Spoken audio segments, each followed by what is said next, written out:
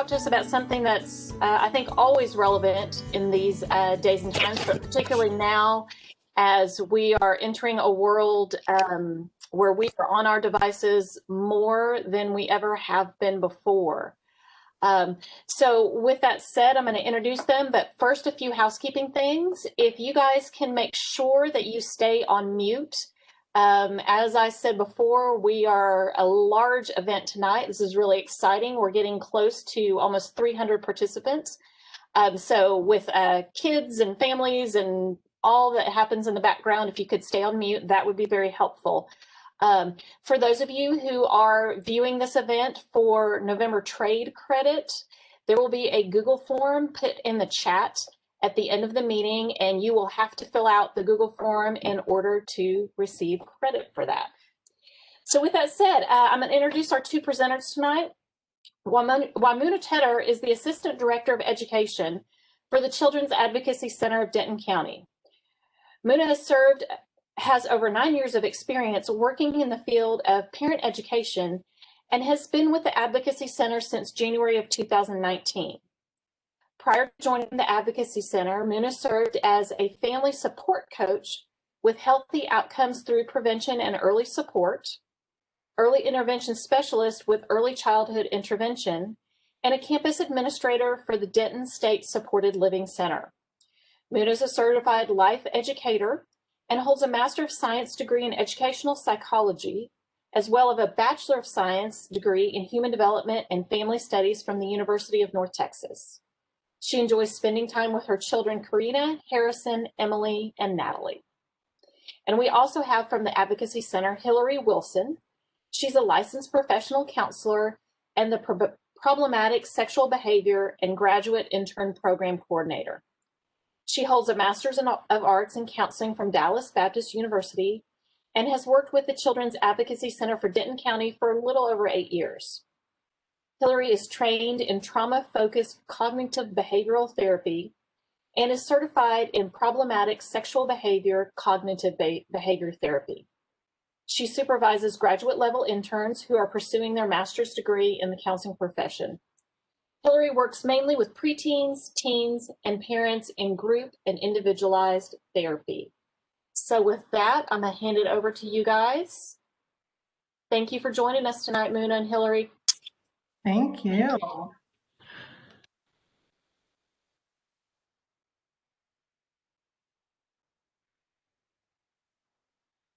Perfect. And we can see your screen.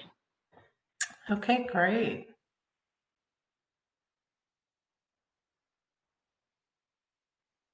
Awesome. So thank you all so much for being here on a different kind of Super Tuesday night. When I hear about 300 professionals, parents, caregivers, just adults, literally taking the time out to attend a presentation like this, I'm so excited. I'm super thrilled. And I hope you can feel that and just know that. Thank you so much for being here, for making a difference in kids' lives every single day. This topic, internet safety for parents, is super important, not just for parents, right, but for professionals, for caregivers, for grandparents, for family members, for anyone that literally matters to a child or a child matters to them. So as we go throughout this presentation, I really want you to think about kiddos that you care about, or you have cared about in the past. If you're teachers, which many of you are, thank you all so much again for what you do. I'm getting a lot of requests to annotate the slide. And so I don't know if I was supposed to approve that. Let me just see if I can keep going on. Okay, great. A little bit about our center. It's really so that you can just have a background kind of why we are here tonight, what we are talking about, what we are talking about. Our mission, of course, is to empower child abuse victims, their families, and our community through education, healing, and justice. So we are not just addressing that child that has been victimized, but also their non-offending caregivers, their family members. We really want to impact them in a positive way. We want to educate them. We want to help that family heal. We want that child right to receive that justice, and that is all embedded in our mission. But we know that child abuse affects not just the child, but it does affect the family. It affects the whole community at large. And that's why it's so important that we will talk about it tonight. You'll see how internet-based crimes, how that's all related in the presentation. I do want to mention that I want everyone throughout the presentation to take moments to take deep breaths, to have some self-care, because some of the information can be overwhelming and it can be a little bit triggering. Sometimes hearing some of this information, especially when we're personalizing it and thinking of kiddos that we really do care about.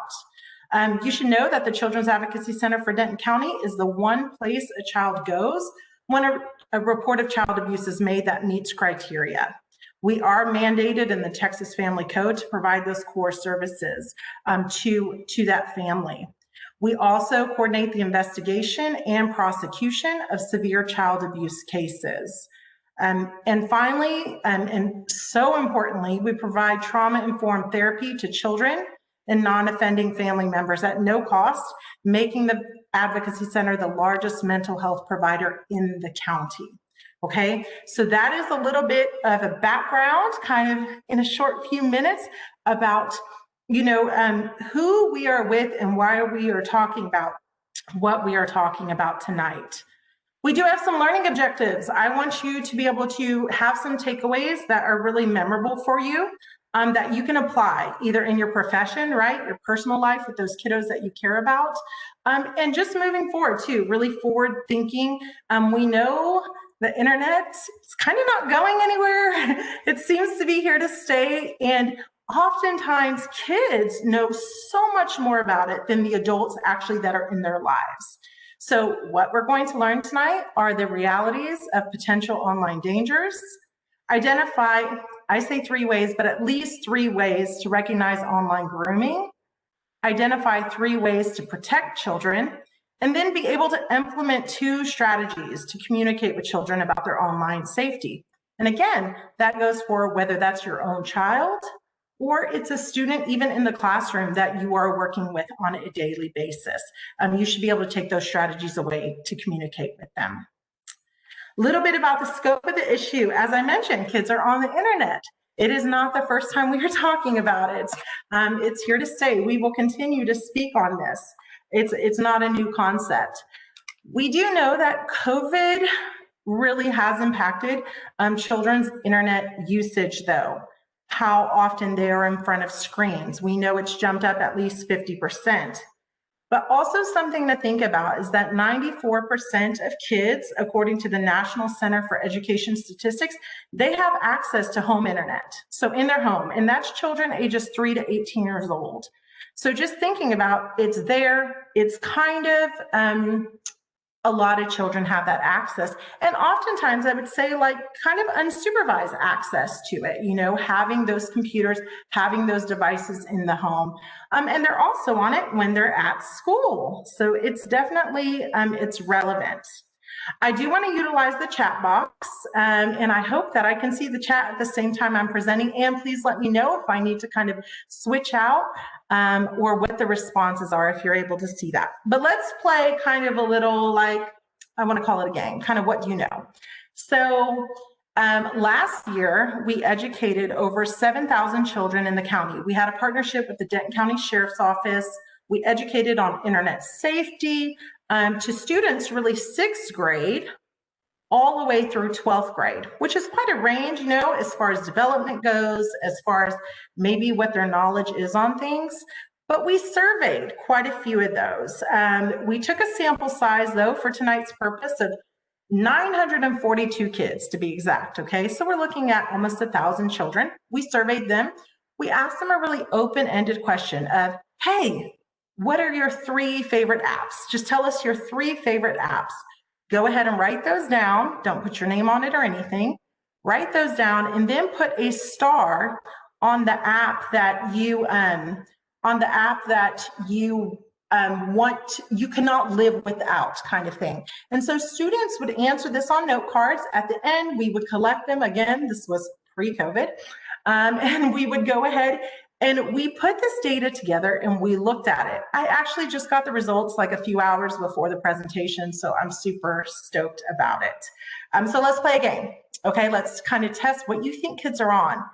If you will utilize the chat box and just type in whatever top 3 social media apps you think kids listed the most, and just start typing away. Instagram, Snapchat, TikTok, IG, Snapchat, TikTok, YouTube. I Yeah, a saw lot of Minecraft TikTok. in there too. A Minecraft. A Minecraft, okay. Somebody said MySpace. Okay, MySpace, TikTok, Snapchat, Instagram, Among Us. Yeah, Among Us wasn't out yet when we surveyed these because this was pre-COVID. Remember, it didn't explode yet, but yeah, definitely if we did that now, I know that would be on there. Snapchat, Twitter, Instagram, Snapchat. Yeah, I mean Discord a couple of times too. Discord, okay, good deal. TikTok, Among Us, Snapchat. Okay, y'all are doing awesome. I'll let you take a break from that, but I wanted to get kind of those wheels spinning. We are going to utilize that chat box for this purpose, to just have some open-ended questions and some feedback. We will save some of those other questions to the end.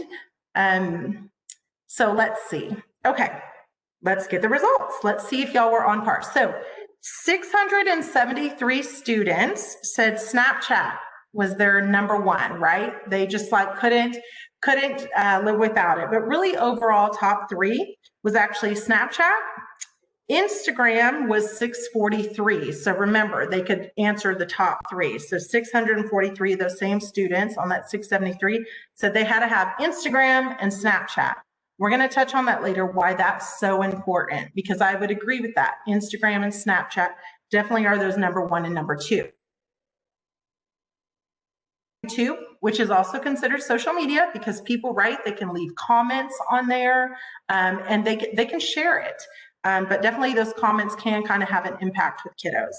TikTok, there were 440 students that said TikTok, they just needed that app for sure. Remember, this was 6th grade through 12th grade. It might have looked a little differently if we surveyed those 3rd graders, because I'm in schools and talking to 3rd graders, I asked them, raise your hand if you have Snapchat. I would say about 85% do raise their hand on that. But when you get to TikTok, I mean, almost the entire audience of 3rd, 4th, 5th grade raises their hands. And again, pre-pandemic, it was pretty interesting to see in certain schools, teachers would go like, what's TikTok? There would be that teacher too that says that. And I was like, ooh, let's talk about TikTok. And then finally, this one didn't surprise me. I was like, well, there's a few of them. 19 kids said that they had no social media whatsoever. Just 19 children of that 942 that were sampled. 19 said no social media. Different reasons for that. They would note on there that their parents didn't let them have it. They didn't like social media, but really overall, the majority of the students did go ahead and fill that out. So I just wanted to touch on that for sure.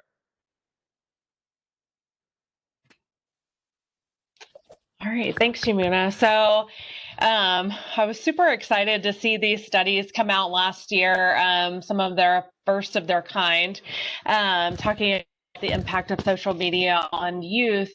And they found that in their study, many kiddos who spent more than 3 hours a day using social media would be at more heightened risk for mental health issues, and roughly kind of the same results in England too that we can see here on the slide. And I think this is really, really important that our kiddos have so much access to so many devices, and you know, everything's moving a mile a minute, and we're talking about a developing brain, and the impact that the, you know, social media, and, you know, it's a lot easier on social media to become someone else, to say things that you wouldn't say to someone's face, those kinds of things. So we have then online bullying, and so social media, obviously everybody's on it, you know, out of what Yamuna just talked about, and you know, and think of us too. I know that there are times whenever I am away from my device and it lights up, and I'm like, hey, what is that? You know, I mean, I think we can all relate to that too. And then just imagine being a sixth grader to high schooler, and dealing with that on top of your schoolwork and, whatever, sports, all those things going on too. And just the emotional impact and unfortunately, heightened risk for mental health problems as well. So. Thank you for that. So national estimates, why are we talking about online safety? Well, we're definitely going to talk about child sexual abuse tonight. We know that, online grooming definitely can take part in different sexual abuse cases, but also that access to a child in this way can also be part of maybe they met face-to-face, right? But then it's carried over even online. But when we're looking nationally at statistics, it's estimated that 1 in 10 children will be victims of sexual abuse before their 18th birthday. And only 1 in 10 of those kids will ever tell anyone that they've been abused. So really think about that. We have the 1 in 10, but we also have the other 1 in 10 stat that's saying only 1 in 10 will ever tell anyone that they've been abused. When we're thinking back to our mission at the Children's Advocacy Center for Denton County, we know we want that child's right to heal, to have justice.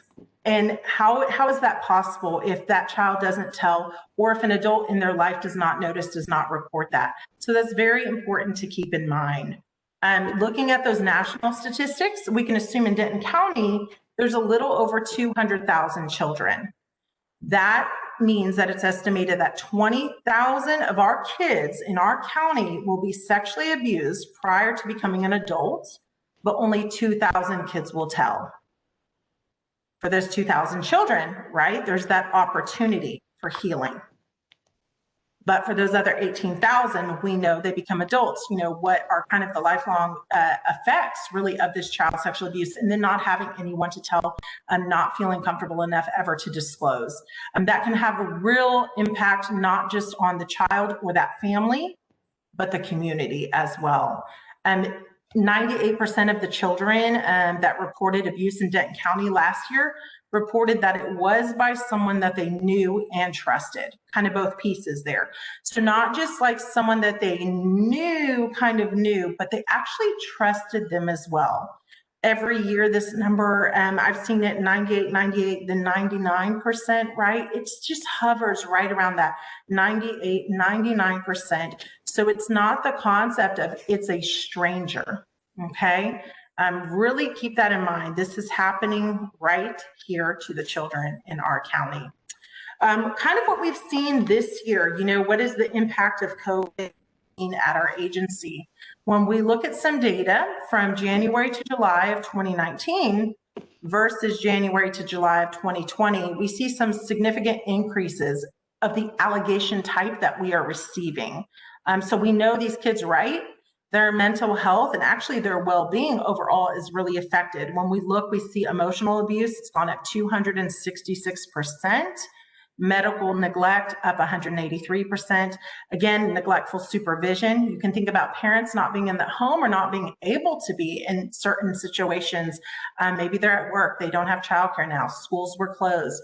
That was up 70%. Physical abuse. Think about the stressors families have gone through this year compared to last year. Those physical abuse allegations have gone up 262%. And we know sexual abuse as well, that has also gone up by allegation type 18.9%. I put this here not because I want you to really focus on memorizing numbers, knowing numbers, but just knowing that our children in our county are really they're being affected. They are dealing with everyday issues, right? On top of not being around their friends, maybe not being in school, their whole routine's disrupted, but also now we see the significant rise. Even if it's not happening to that child, maybe it's happening to their very close friend. So that is affecting other children that aren't even necessarily the ones being abused. Just something to think about, kind of that impact on that child. Also, y'all are awesome professional reporters. I put this up here just to show you, right? really what you do has a significant impact. We know we saw a 50% decrease in those professional reports that came in by professional reporters, anyone working with children or the elderly, kind of that vulnerable population, when the schools were closed. Those stay-in-place orders happened, and we saw a decrease in the reports. That doesn't mean a decrease in the allegation type, but a decrease in the reports. But what we did see is once schools started back up, guess what? Professional reporters were reporting, right, that suspected abuse and neglect. Thank goodness. They were doing what they definitely have been trained to do time and time again, which is to report that suspicion of child abuse and neglect.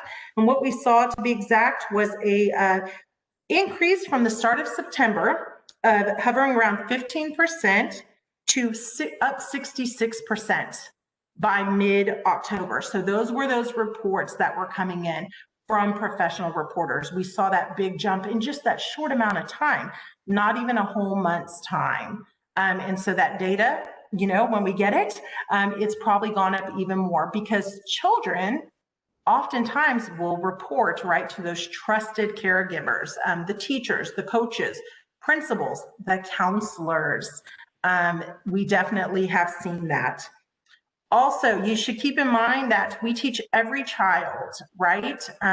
Really, sixth grade, we talk about it pretty heavily, of what a mandated reporter is, and that it doesn't just apply to like the counselor. We don't tell them the difference between professional reporter versus mandated, but we tell them every adult in the state of Texas, if they suspect child abuse or neglect, they must report it.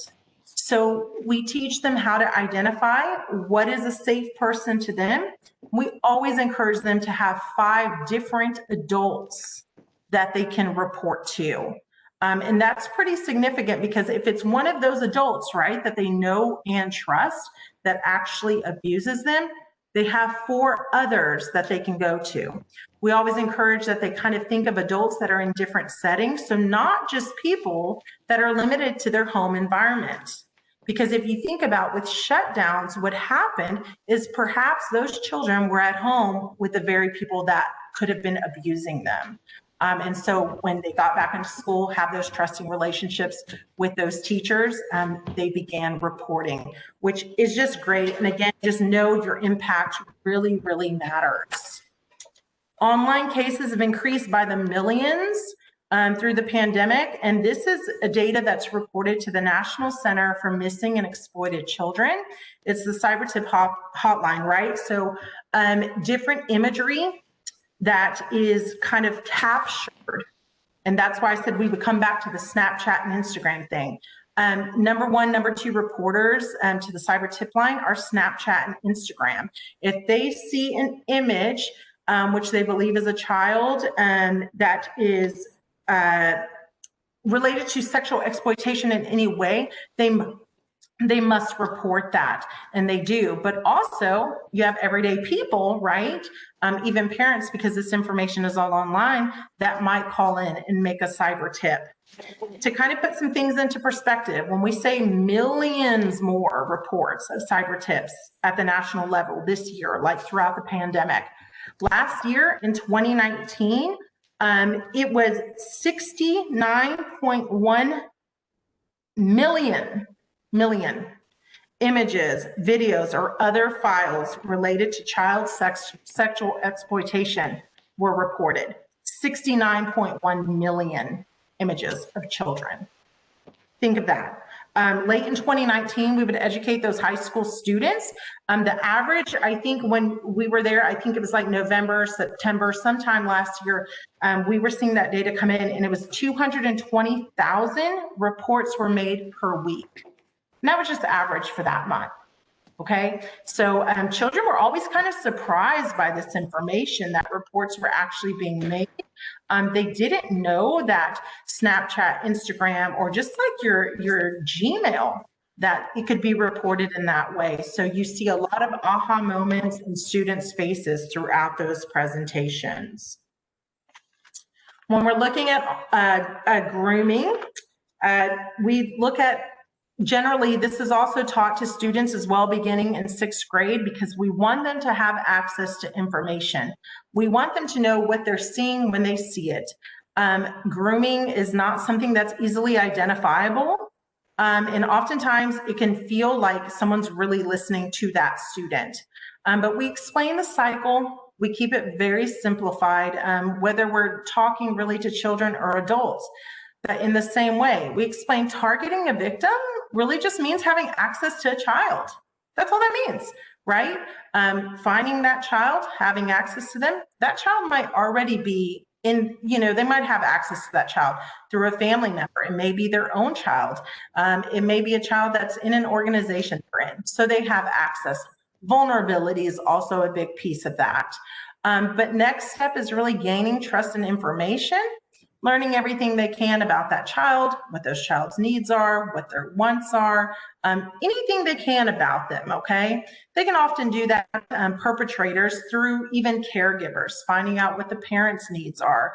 Because grooming is not just I'm grooming a child, but it's really grooming the community, right? Grooming that family system. The next step is filling a need. So time was invested, they learned things about this child, and now they fill whatever need that child has. That can be definitely an emotional need. As I mentioned, a child just needing someone to listen to them, needing a friend, they're that person. They're there to kind of do that. And they really play on that child's vulnerability there. Also, it can be monetary compensation, gifts, a phone. We'll get into that a little bit. But once that need is filled, it creates that bond. It just ensures even further that trust between that perpetrator and then what becomes that child victim. Isolation is next. That's just getting a child alone, oftentimes where they actually feel safe, right? A lot of the kiddos, I give these kids so much credit. They are so smart. They are so bright. They're like, I'm not telling someone where I live. There's all sorts of great safety programs in school, starting at very young ages in the elementary schools, where the students know, especially with online safety, you don't tell anyone where you live. But what a child may do is may tell them what school they go to, or they may say kind of what park is next to them. They may be giving information without quite knowing that they are giving that identifiable information. But that isolation can occur once that person does know their location. Oftentimes that sexual abuse can occur in a child's own home, in their own bedroom, where they're actually comfortable. And then that abuse begins. And of course, it can be ongoing. So before we define what online grooming really is, let's use that chat box again. And I want y'all to think about what should you look for online grooming? What should you look at? And then when should you be concerned? So just please pop in some ideas there of what should you look for, what should you look at, and when should you be concerned?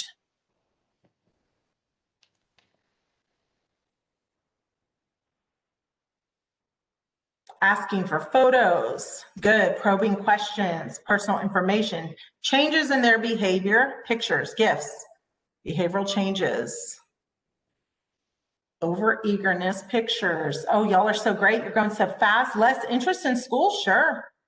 Hiding the info, eager to please, right? Don't bring any attention to them. Changes in behaviors, look at their phones, computers. Pictures, secretive, yes. Energy levels, loss of interest, behavioral changes. Let's see, asking questions, their interest is down. Anything else you can think of? Absent more, sure. Less motivation to complete their work at school. Past posts deleted, that's interesting. Hiding things, deleting stuff, acting out, for sure, for sure. Very good, those are some awesome responses. Let's, here we go, apps deleted, hanging out with different groups of friends, hiding stuff. I like all these are awesome responses. Yeah, some mannerisms changes, just kind of being withdrawn, looking down, not like giving eye contact. Sometimes that can just be that anxiety. Changes in clothing, sure. Change in wardrobe, yes, more of that, okay. Very good, y'all, withdrawn. All right, I like those responses. Change in interest. Y'all are awesome. Y'all have so many good thoughts here. I like all of that. Thank you for your participation there. These are some pretty common ones. This of course, online grooming examples. I really take a lot of this data from the National Center for Missing and Exploited Children, just looking at some of the things they've identified of what online grooming examples might be, okay? So the perpetrator trolling social media apps for potential victims. So, right, if that perpetrator knows the type, right, of child, like the age range, or whatever, they might go to certain social media apps. If they know that 6th grade through 12th graders, it doesn't matter gender, right, that they're gonna be on Snapchat or Instagram, guess what? That's where they might go to Snapchat and Instagram and really look for public profiles where they can then, right, obtain access. They'll also join online gaming servers. This can be common. For an online gaming server, if a perpetrator is looking for a younger child, they may go to those online gaming servers where younger children may be, okay? Roblox might be, Minecraft, Fortnite. But for that older child, right, Call of Duty would be like a pretty popular place. I know some of you mentioned Discord earlier. They may join that social media app, Discord, to just kind of get into that child's bubble.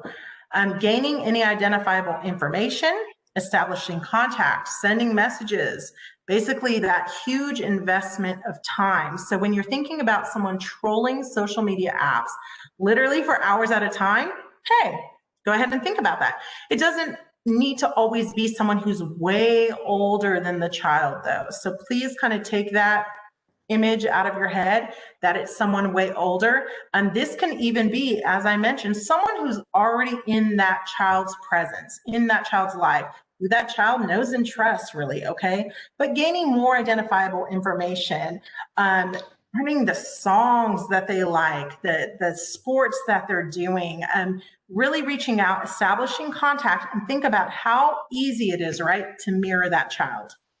They saw social media posts that the child did that were public. Me too, gosh, I feel that way about that. And strategically trying to make that communication seem that they have so many things in common. The bond is there, that person really understands them.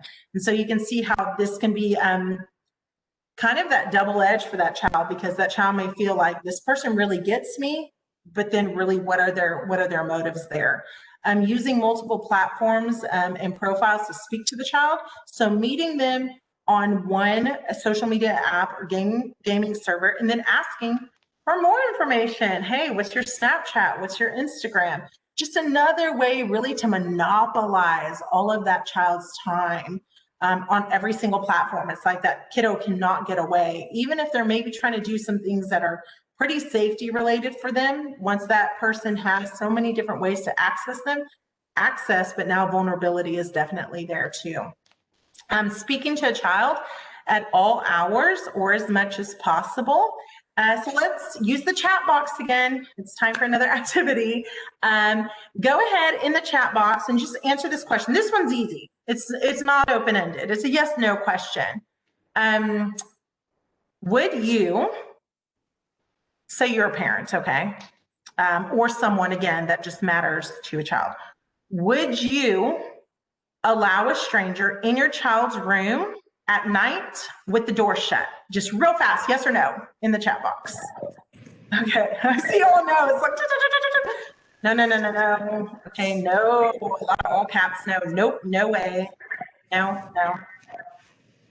Yeah, I'm pretty much going with no, exclamation point, period, right? Like no, not happening. Very good. Okay, next question, because I think it's pretty no across the board.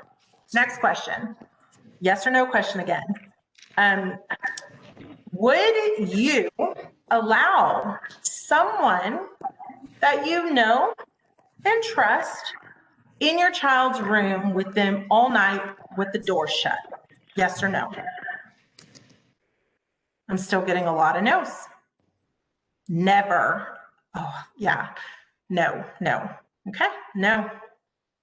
I think we're getting all no's again. So depends, okay? I see it depends, okay? No. Depends on who it is, right? Maybe it's their parent, right? And you're in the room because their baby's sick or something, right? Like that would make sense. But when we're talking door shut, okay, no reason for that door to be closed. And so that's why I add that. Very good. Thank y'all so much. I appreciate that. It looks like it's pretty much no's across the board. I mentioned this because I want you to think about a device, right? A child has a phone, even if it's not like an iPhone, just like a basic phone, right? But say on that phone, there's no restrictions on it. They can access the apps at any hours of the night. In addition to that, their messages, they can access those at any hours of the night. Like nothing is turned off, right? So child goes to bed, depending on their bedtime, right? Their age or development will all kind of play a role in that. But they're in that room at night, right? But the door's shut, the phone is there. People have access to that child. It becomes a 24/7 thing. And when you think about it in that way, it's a lot easier to really be firm with those boundaries of like that phone is not in the room at night. Or if that phone is in the room at night for whatever reason charging, apps are turned off, messaging is turned off. Like what is the purpose? And so I just encourage you to really think about what is the purpose of that phone being in the room all night long with your child. Again, that of course plays into that child's age or development, kind of all sorts of things, but just think about the two things I talked about again and again, access and vulnerability, okay? So speaking to a child, I did that one. Asking a child to meet physically, again, this is huge, meet up. I'm not just talking about it's that elementary age student that is vulnerable. We get cases all the time of a 16, 17-year-old student who meets up with someone that they met on an online gaming server that they had been playing with for 6 months, right? Totally been playing with. They knew, they trusted, they felt like, you know, you can form those online friendships. They met up with them. Well, now this sexual abuse did take place. And so then that case, of course, comes in. I put this again, that moving that communication to a secondary platform. This is just so huge, asking them for that other information. Again, it's almost like love bombing. Like it's just taking up all that child's kind of time, all that access to them. And then finally, requesting a child to send progressively more explicit images of themselves, right? So it may start with, I just want a picture of you. Then it may progress over time to, I want a picture of you like this. What we might see in some of our teens is progressively asking for more and more clothes to come off. And a child can feel very trapped. Once one picture has been taken of them, shared, right? They shared it, okay, they shared it. But then what happens after that? Especially if they're threatened that, well, now I'm gonna share that one picture. Maybe that child is not partially nude in any way, but they just do not want that picture going to their mom, to their whole school, to anyone. They gave it to one person, right? And so just really think about how that can impact a child. And these are just some online grooming examples. We know, again, this is happening in our county. This is not just a kind of bigger city issue. This is happening here. These sting operations were in 2018, early 2019. Multiple law enforcement agencies, Denton County Sheriff's Office, Denton PD, Homeland Security, FBI, everyone was combined. And what they did is they created online profiles of children. They were children, right? 12, 13, 14-year-old boys and girls on some different social media apps, not necessarily the ones that we mentioned previously, but just some different open social media apps. They created these public profiles. And then what happened, right, is they were contacted. That access, right? That initiation of contact took place. There was that communication that was going back and forth. Of course, the perpetrators did believe, right, that they were talking to children and giving very explicit details of what they wanted to do to that child to sexually abuse them. Of course, when they met up, because they did ask to meet up, they were greeted with law enforcement versus that 12, 13, 14-year-old child, thank goodness. These operations were posted on social media, in the newspaper. They made the news, and yet each time they did these operations a few months apart, more and more individuals were arrested for trying to sexually abuse these children that they were meeting up with. I mean, they were very graphic, again, of what they wanted to do to these who they thought were children. This information is shared with students. We share this with them. It's not for shock value. It is literally for this happens. And, you know, we make the observation of looking at the photos, race doesn't matter. Socioeconomic status doesn't matter. We talk about, you know, the pastor that was arrested. There was a coach that was arrested. There are parents that are arrested, okay, in these sting operations. So we know it's happening, and children really need to be aware that there are those potential dangers online. We're not hiding that from them. And when we make it very local and show them, look, this is public information, it's knowledge, we need you to have that. Kids make some really, really good takeaways and ask just the best questions. Trolling and cyberbullying, I touch on really, again, just to think about the mental health of a student, what children are going through when they are spoken to in certain ways online, right? So this is just an example of a teenager that received these messages kind of through an anonymous platform. Think about it, you know, Hillary mentioned at the beginning, you know, it's easier to be someone else when you're online. You can kind of say whatever you want to say. So just different things, kind of like, you know, message to this child, oink, oink, B word. I hope you have a heart attack, fatty. Your teeth make me want to pour bleach in my eyes. Get the F off the internet, you effing B. You look like you're on effing crack. You're so effing ugly. And finally, because that wasn't enough, right? Put a gun in your mouth and pull the trigger. So these, and look at the inbox. That's another thing at the bottom. So this is just one day's messages, but in the inbox at the bottom, there's 9 messages on one. There's 12 on the other, right? So if a student, if a child, doesn't matter their age, because this is a lot to handle, is getting this information multiple times from different people, especially in this anonymous platform, who can a child go to? Like, who can they talk to about this? How are they feeling about themselves? Like going into school for the day, and guess what? Now I have a math test and I'm supposed to focus on this, and all they can think about is they were told to all these terrible things about themselves, and finally just put a gun in your mouth and pull the trigger. Like, how are they feeling about themselves? What have they endured, you know? So really just think about that. I know Hillary's gonna touch on some sexual abuse imagery that's really important to think about too. And so just keep that in mind. But a big concern, right? It's not just adults. It's not just adults. 33% of the sexual abuse cases that we see at our center, it's perpetrated by minors. What that means is that children are sexually acting out, right, on another child. The effects are still the same.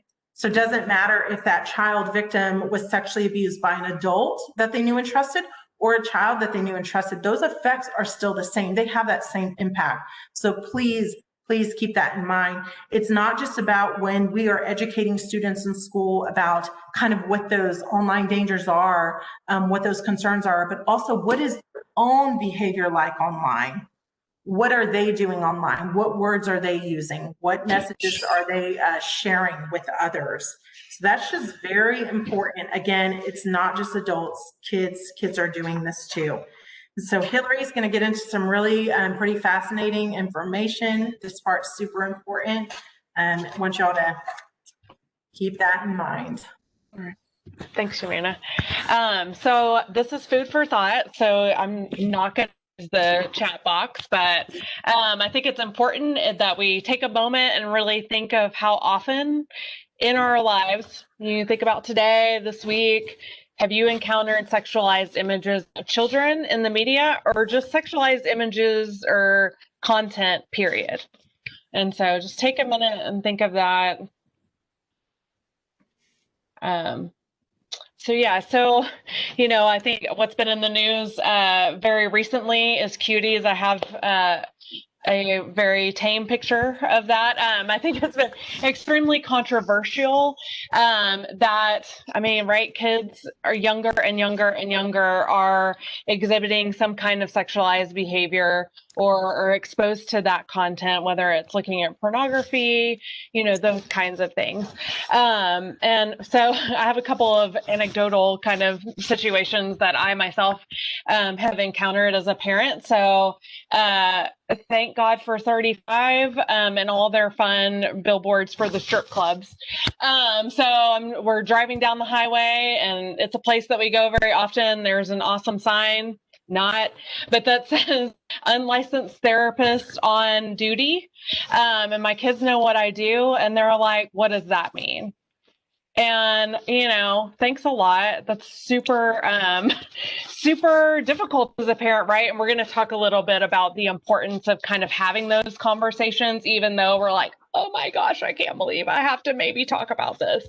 But how often are they bombarded with these from, these Disney shows that they watch where, there's boyfriend, girlfriend material, or pairing up stuff going on, commercials, people, you guys are doing a great job here. Yes. Commercials on TV, and what are our kids seeing? I know we were super excited for all the Ghostbusters movies to come out a few years ago. And we're like, let's watch the first one. And I get in there and I watch it and I'm like, oh my gosh, I did not remember, watching it. There's a scene in there that is sexual. And I'm like, oh my gosh. So I went to my parents and I'm like, hey, how come I watch that? But that one scene is one scene. And then thinking about what our kids are exposed to, and that it's super hard to find any TV shows or anything that you can watch as a family that doesn't have some kind of innuendo and things like that. And then and I struggle with talking about clothing, right? But clothing we got the 90s coming back with the short shirts and things like that. And then, but just walking into a kids section and it's like, wow, but there are some efforts in fashion, while it is just fashion. And we definitely want to teach our kids that no matter what you have on, no one has a right to touch your body, but that, that modesty really doesn't seem to be a concern for the fashion industry. And, I know time that hasn't been the case, so teaching our kids about that modesty. And I think that's one thing that, in Cuties that was really highlighted. And then to the provocative dancing and music and, looking at music lyrics. And we do that often with parents just to kind of show them, this is what our kids are listening to and how do we do that. So I think that this can infringe on our values as parents, and we have a right as parents to instill our own values in our children. And unfortunately, societally, that gets taken away from us at a very early age if we don't intervene. So there's a little bit, and again, we're going to talk about this, but there's hope, right? Let's control what we can control as parents and people important to kiddos. And so that moves, exploring sex online. I want you to, again, think about how you were taught about sex or sexual education, whether it was from school. I know myself, my parents handed me a book and that's all we talked about. There was not conversation. I think that we do a better job now doing that, but, so there are some statistics as far as in 2010, an average of almost 50% of youth that like middle school to high school age that said they use the internet to look up sexual health information, and that about 46 to 35% of that information is not true and has inaccurate information. So that's really scary too. If we don't intervene, those things can happen, or they can get accurate information. Another concern here is, whenever you type in sex, what is going to come up? And what are our kids exposed to? And we will talk about how to protect them. So don't worry, no worries. I know this is like doomsday. We don't want to do that to you, but there is, though it's difficult to get a handle on it, there is some hope and some control that we do have as parents and caregivers to kiddos. But, kids are looking at pornography. I think that, thinking back to our childhood, many of us where it was not accessible or not as accessible. You had to work really, really hard to find that as a child. And now it is at their fingertips. And even if their device is locked down, sometimes their friends are showing it to them. And so, so that's definitely something that we see often. And we'll talk more again about how we can intervene in that and help with that as well. So that's that one. Sorry. No, I'm kind of taking in everything that Hillary said. Like literally when she's saying, right, that like, okay, so maybe you have every single restriction on your kiddo's phone and your child has zero interest in seeing another person's private part, right? Like a penis on their phone. They have no interest in that, but they are in middle school. They are in the hallway, in a locker room, in class, and literally they can be shown on another child's device super easily. Pornography, like straight up explicit content. I know Hillary and I have had lots of office conversations about different things children have told us that they've seen that I will not repeat right now. And it gets really just super concerning thinking about, right, what are they exposed to? How is their brain processing this information? Do they think that's how sex happens? Like, is this really what it is? But also those damaging effects of like, oh my goodness, like I'm scared. So that's another real thing that children feel like after seeing that. Some children, all children, of course, are different, but that's why we have to have these conversations. So thank you definitely for that. Absolutely. So, and two, I think, just from a general perspective, I don't know if anybody's seen the documentary, The Social Dilemma. If you do not, please go and watch that if you can stand it. I've spent the whole time being infuriated, but it is really helpful just to really understand what we're all kind of faced with and what we're up against as far as how they use our interests and what we look up and things like that to lure us in. And though they may seem benign, but this is exactly what perpetrators are doing online is, here's this carrot and, everybody's going after that. And so, so the internet is very unregulated. It was, it can be a really wonderful thing and it can be a very dangerous thing. And so as adults, we have a fine line to walk between, how do we help our kids, but also let them get the good stuff? Like you have a world of information at your fingertips that is positive. And so, it seems like the industry is pushing more toward a space where, and when I say industry, I mean more like, nonprofits like Thorn and NCMEC that they're moving toward, how do we regulate this? How do we reduce kiddos' access to these things, or how do we prevent this exploitation? And so some of it is self-generated child sexual abuse material. And so this is kiddos nudes of themselves, whether it's asked for or not. And so about 1 in 5 of the girls agreed that they've shared their own nudes. 1 in 10 of boys have done that. And 40% of them think it's normal because everybody's doing it. And then 21% of those kids have seen someone else's. So that means that 21% of those images are often being shared. And that's just what we know about. So whether these are solicited or not, those to me are relatively really startling, right? We as a society need to do a better job of educating, and I think we're moving that way, educating kiddos about the dangers of this self-generated child sexual abuse material, because it can get in the hands of perpetrators as well, and go all over the internet. And so thankfully, the National Center for Missing and Exploited Children does have a way to do mining. And so they mine constantly for images when you report them to them and to take them down. And so there's a huge movement over the last, 4 or 5 years to really do that and create software for that. So that's some good news, and I'm really encouraged by that. Were you going to say something, Yamuna? Yes, so I've kind of been looking at the chat. I know it can be like, wait, there's so many questions, and then it disappears like really quickly. But there's a couple things I've seen in there, and I'm like, that is so true. Yes, absolutely. I think this number of 40% agree that it's normal for people to share nudes with each other. I think that's like a low number. Sure. Like literally, like those are the kiddos that are like actually admitting, right? Like, yeah, like this anonymous survey. Yeah, I'm thinking that.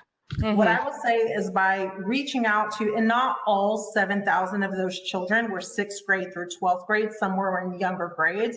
And so they're not being surveyed on that. But just like being in that classroom with middle schoolers and high schoolers, yes, it is very, very normalized.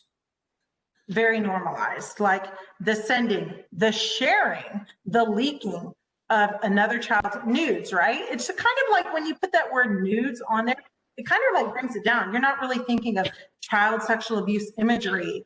There's a lot of blame and shame for whoever produces it by other students. It's like, well, they took it, so they took it, and it's there. And so children are allowed in the moment to really ask those questions of,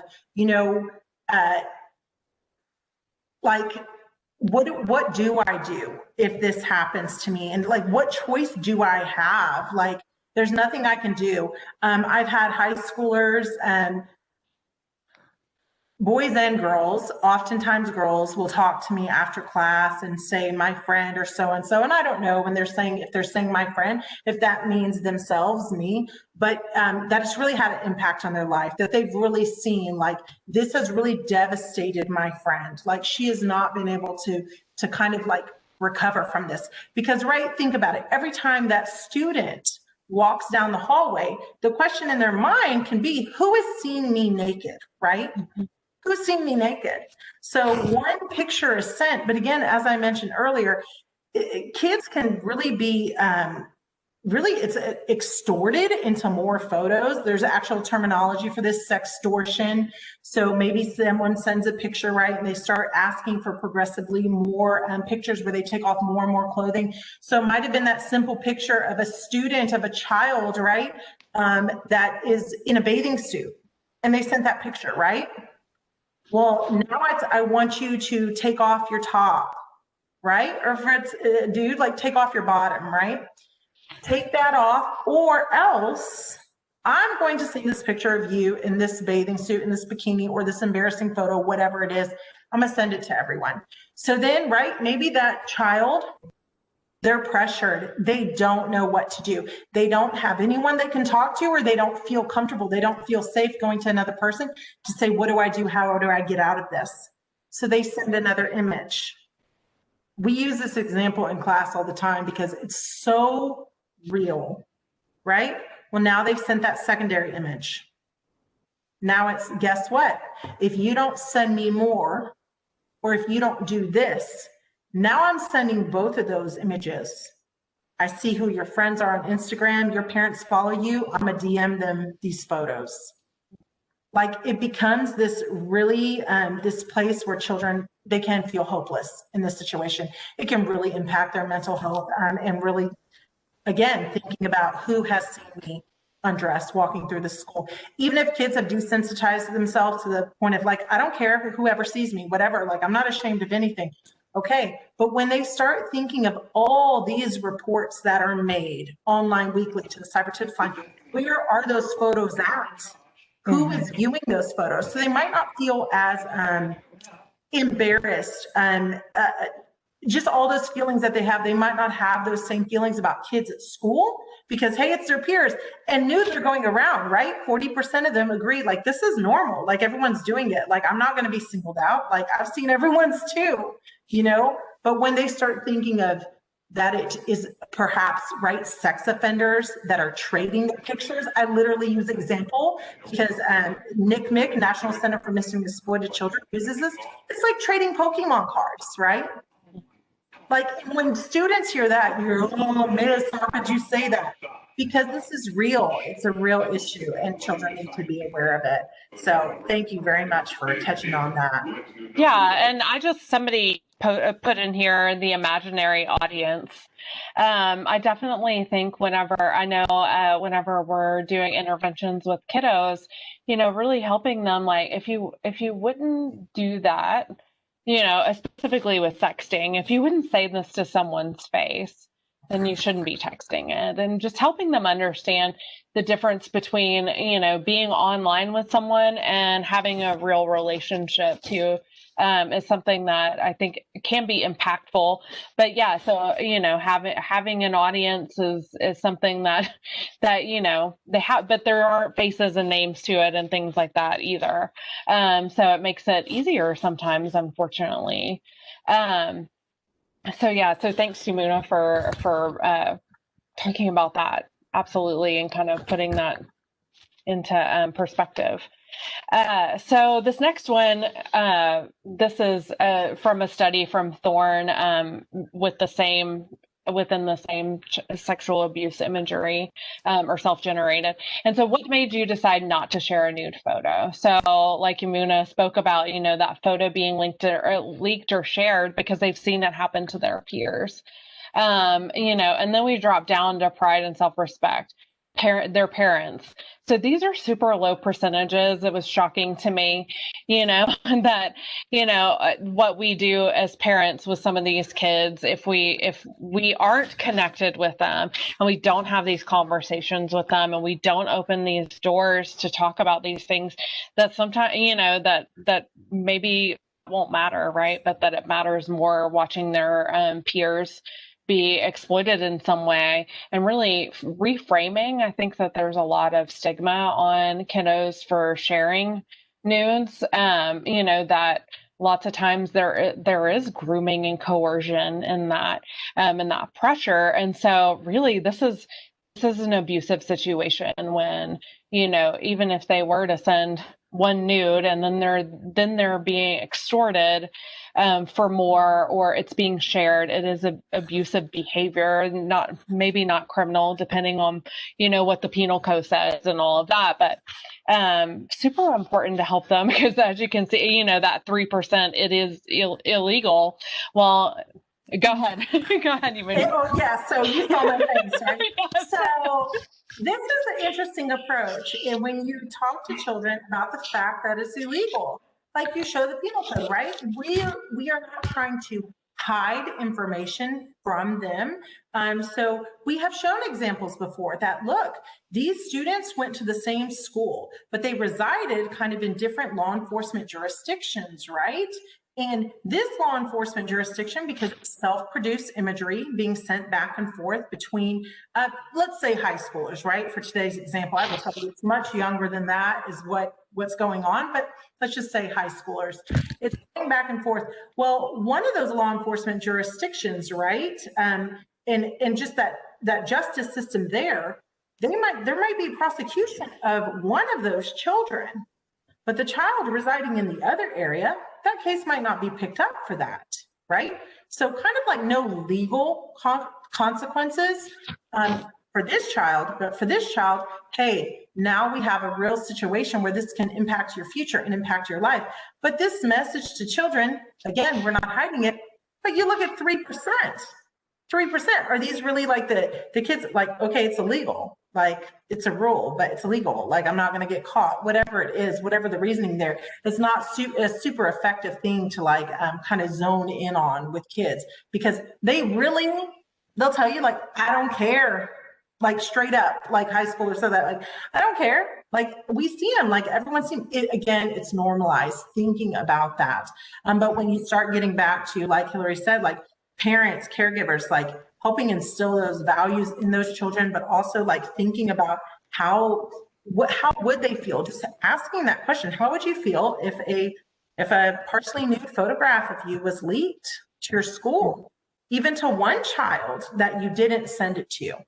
You know, maybe a boyfriend sending it to his girlfriend, you know, it's normalized. Teens are doing it, but he's not expecting like 2 of her friends to see it. And then those 2 friends to send it to 4 friends, those 4 friends to send it to someone else.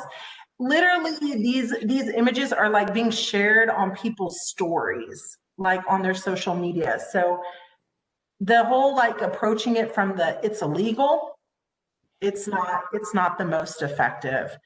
So I just wanted to add that because I've seen kids face this time and time again that go, okay, like, so what? So is drinking, and I'm doing that. Like, you know, like it's not such that impact there, but really digging deeper of what is that about? Like, how will you feel? Well, I don't know. I haven't done that. How do you think you would feel? You know, just kind of questioning a little bit more. This conversation can go on and on, right? Y'all are here for a 2-hour kind of, you know, meeting. We will have time for questions. I've seen some awesome questions in the chat box. I promise, bank those questions in your head. Like, we will get to them. We will try to answer everything we can. We're definitely going to have some time for questions. But really, let's talk about, like, you know, how can we teach children about safety? I keep talking about education in the schools, right? You keep hearing me say it like over and over. Pre-pandemic this year, we were already at 5,500 students in the county. And I think about, like, right, if pandemic, I mean, there's just, I think of all the loss and all the opportunities that were lost due to the pandemic. We are getting back into schools now virtually, but it's a different conversation. It's a different platform with students when you're not face-to-face. That comfort level can be different. Writing in a chat box may not feel as comfortable for some students as just talking to you after class might feel. But for some, it may be like a really good option, like, hey, I can do this because I don't have to speak in front of the class. But parents, community, staff education, everyone give themselves like a huge pat on the back. Like, this is the largest presentation. So you see I'm amped up because I'm just so thrilled that you're here, that you're learning about this, because these educational programs really can help. It helps that child that may need to come to you when they are feeling unsafe. Personal safety programs for children. Again, these are already embedded into many of the curriculums starting in pre-K. We have a fantastic pre-K program that I will talk about too, but the schools are doing it. They are providing some. Parents in the home are providing some. If we reach children on many different levels, many different systems, if their faith community, if they're providing some safety personal programs there, this can just be really good. Research indicates that children who participate in these comprehensive personal safety programs, they're more likely to disclose. That means they're not going to keep that secret, right? That they've been told, that they've been pressured, don't tell anyone. Receiving these programs, they know that that's a message. Hey, that someone might actually tell me that, but I learned I'm actually supposed to tell, right? I've heard it, and I've heard it again and again. I didn't just hear about it in my, you know, 3rd grade assembly, but I heard about it in 6th grade again, right? I'm hearing about it the next year too. Each year, I'm kind of learning new things. But also, if that abuse is ongoing, a child may just have to hear it, right? That one time for something, for them to feel safe enough to tell someone. We have had disclosures that have happened directly right after class. Counselors are always present in the schools for this, and it's so, so important. But this next one, less likely to believe the abuse is their fault. That reduces self-blame on that child. Many of you probably have the posters in your school, no go tell. We talk about this in every, again, education presentation, 6th grade and up, with those direct words, no go tell. The message is always the same to the student. Sometimes we have an awesome visual aid, like right above a water fountain in the hallway, where we can point outside the library and say, look, There's that poster right there. It's also on this PowerPoint, right? But this is going to go away. That poster's always there. That phone number is always there. The message is really clear. No, you have a right to say no when it comes to your body, right? Your personal safety. That being said, we acknowledge that even if a child does say no, it doesn't mean that that boundary is respected. It doesn't mean that they're listened to. We talk to the kids about that. How does it feel when you say no to someone and they just don't listen, right? That's difficult. That is difficult for a child to process. But that next step, go. So go somewhere safe, basically get away, right? Again, we acknowledge that's not always possible. We need children to understand this, that is not always possible to get away, to go to a safe place. That might be happening in the child's own home where they're supposed to be safe, where they're supposed to feel safe, and they don't. But we encourage, once you get to a safe place in a different environment, tell. You have to tell. That core message is it's never your fault. We talk to them about this. We tell them, look, like we've had, right, some students, they tell one adult, the adult doesn't do anything. They didn't report it. They have to. Guess what? It's the law, right? We talked about how the effectiveness of the law is in the state of Texas, but it doesn't mean that that is reported. Well, you have those other 4 safe adults. We ask all the kids, name safe adults in your life. We hear so many different people, from parents to grandparents to neighbors, but we often hear teacher, my coach. The coolest thing is when they actually call out a teacher, and it's not even a teacher who might be in the room. They call out a teacher or a principal or a counselor that is a safe person at their school. Or those high schoolers, it's super cool. They might say my elementary teacher, and they might name them. So again, just know, like, you really are making that difference. And when we looked at those reports by professional reporters at the beginning of the presentation, we see it's evident. If a child feels that they are safe, they feel like they can tell someone, I mean, that's really going to help them with thinking like, it's not me. It's not because of something I did. It's not because of an image that I shared. It's not because of a way I was dressed. It's not because of something I said. It's not because, guess what, I had Instagram and I wasn't supposed to, but I did. So now it's my fault. They don't feel that. They're less likely to feel that if they've had these programs. So it's just so important. Yeah, and I think the slide really reiterates that, what Yamuna was talking about, that, you know, who plays a role in teaching you to behave online. And these are kids 9 to 12 and 13 to 17, and unequivocally it is parents or caregivers, you know. And while teachers are and guidance counselors, I mean, that's still extremely high. But I mean, I think that, you know, just these important adults, adults that they trust, like, think of all of those percentages together. And how impactful that, you know, our education, our conversations with our kids and kids that we care about, you know, and just the training that you guys and education that I know you guys do too on a daily basis, or even just intervening whenever you see rules being broken with devices and things like that, that makes a huge impact on them. I just like the last part too, the influencers you follow on social media. We know influencers are huge. And so it's like, in which way are they influencing you? Like, again, that's why we're not like social media is bad. Oh my goodness. But there's different ways it can be used. We do hear a lot of that, like in high schools. Like some of the kids themselves are influencers, like real talk, like they are making money actually off of being on social media. And so that's something they think about, or their family is, like they have their own channel. So it's really interesting, like the kids, what they'll share when you're kind of in that open forum. So solutions, right? That's why we're here. Basically, the message is, hey, let's talk about it. It's exactly what we're doing right now. Start talking, be open with children, be open with each other as adults.